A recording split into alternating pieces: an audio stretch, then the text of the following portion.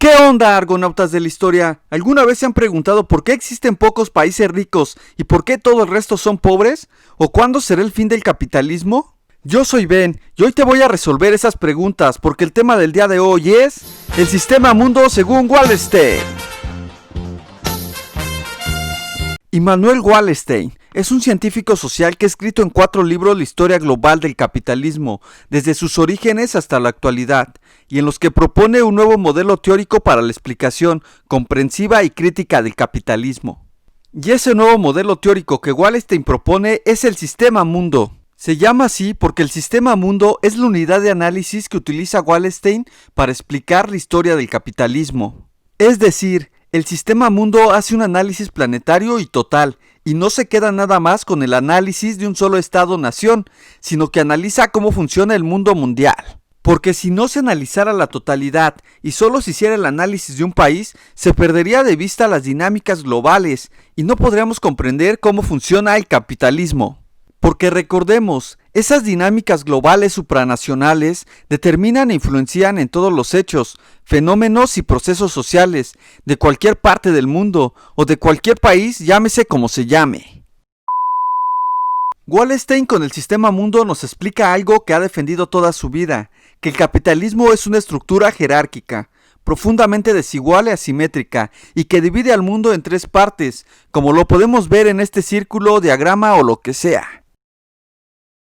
En el centro del sistema se encuentra un pequeño grupo de países ricos, los estados fuertes e imperialistas, los cuales son los mayores generadores de tecnología, donde se encuentran las grandes sedes de los grandes monopolios transnacionales, desarrollando los niveles de ingreso, de consumo y de vida más altos, y pagando los salarios más elevados. Pero, ¿por qué estos países del centro son tan ricos? La respuesta es fácil, los países del centro explotan a la semiperiferia y a la periferia. En la semiperiferia se encuentran los estados medios, donde se atenúa un poco la gigante diferencia económica entre centro y periferia. Mientras tanto, en la periferia se encuentran los países débiles, coloniales, dependientes y subordinados. Las periferias son explotadas por diferentes mecanismos como el secular intercambio desigual, el bloqueo explícito de ramas del desarrollo y de ramas productivas enteras, además de las deudas externas. Los países de la periferia siempre serán los más pobres, con nulo o muy escaso desarrollo tecnológico y con pequeñas y limitadas industrias y empresas de alcance solo local, junto a muy bajos niveles de ingreso, de vida, de consumo y también de magnitud salarial. La estructura desigual y jerárquica de las 3 zonas del sistema mundo capitalista se ha ido ensanchando y profundizando, es decir, entre más rico es el centro, más pobre es la periferia. Porque debemos de recordar que la riqueza del centro es fruto de la explotación, el saqueo, el robo, la expropiación y el empobrecimiento sistemático de las periferias. Lo que implica, como dice Carlos Aguirre Rojas, que todas las supuestas teorías del desarrollo, de la modernización, del progreso o los modelos sobre las posibilidades de la salida del atraso o del subdesarrollo son totalmente inoperantes y absurdas, como teorías explicativas o como propuestas de evolución de los países pobres y periféricos.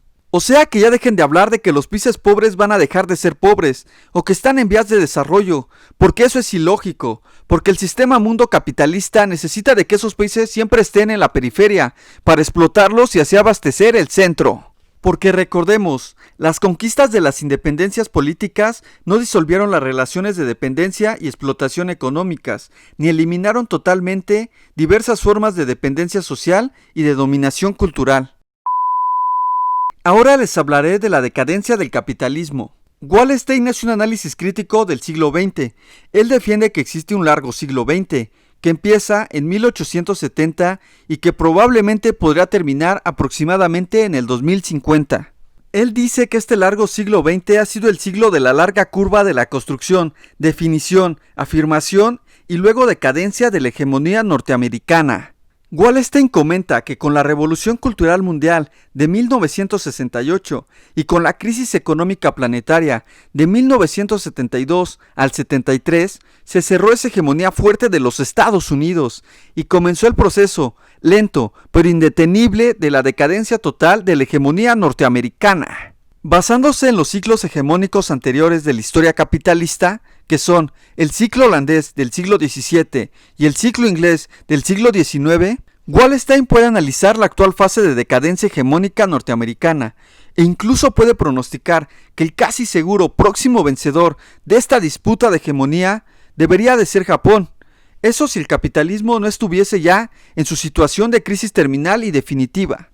Sí, así es, argonautas de la historia, el capitalismo está llegando a su fin, porque la evolución del sistema mundo capitalista no pasará del lapso de los años 2025 al 2050. Lo repito otra vez, Wallerstein dice que entre el 2025 y el 2050 se acabará el capitalismo, ya que estas fechas corresponden a los puntos de inflexión fundamentales de los ciclos Kondratiev. Por cierto, suscríbete, que este es el único canal donde nos atrevemos a decir cuándo terminará el capitalismo. Otro punto importante a remarcar es la crítica radical que hace Wallerstein a las teorías de la globalización y de la mundialización, porque estas teorías, según Wallerstein, son encubridoras, porque solo insisten en los progresos, avances, logros y conquistas maravillosas que la globalización y la mundialización han logrado, y ocultan el conjunto de expresiones de la crisis civilizatoria sistemática.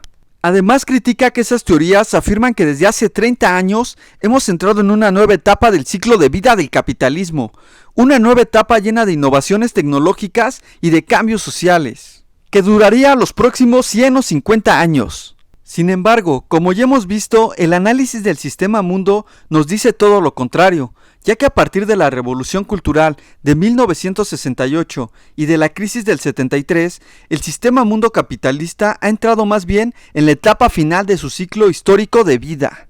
La situación de la crisis terminal del capitalismo abarca desde el nivel ecológico hasta el nivel cultural y de las estructuras del saber, hoy vigentes, y pasando por el plano tecnológico, económico, social y político en general. También, el análisis de los sistemas mundos va a insistir en las distintas manifestaciones de la cada vez más aguda crisis mundial, manifestaciones como el crecimiento de la deuda externa de la mayoría de los países de la periferia, el crecimiento de la economía informal, el desempleo, la pérdida del poder adquisitivo real de los salarios, de las clases trabajadoras de todas partes, las migraciones masivas de trabajadores desde la periferia hacia las naciones del centro, la pobreza, el incremento del crimen, la destrucción y decadencia de todas las formas del tejido social y la crisis de la política.